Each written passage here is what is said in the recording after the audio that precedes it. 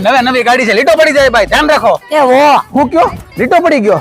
અરે ગાડી કોને દેવી કોને ન દેવી બધું ધ્યાન રાખવું પડે. આપણે જો એકો લીટો નહીં હો. એકદમ કાચ જોઈ લ્યો, તમારા મોઢામાં ઓલા ખીલ થઈ ગયા હોય ને તો આમાં ચોખ્ખે ચોખ્ખા દેખાઈ જાય. બોલો એ ભાઈ આમથી ન હોય, આમથી હોય.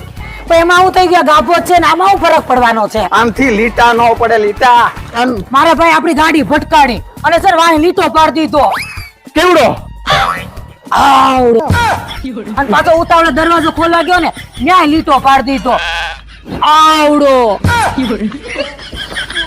ભાઈ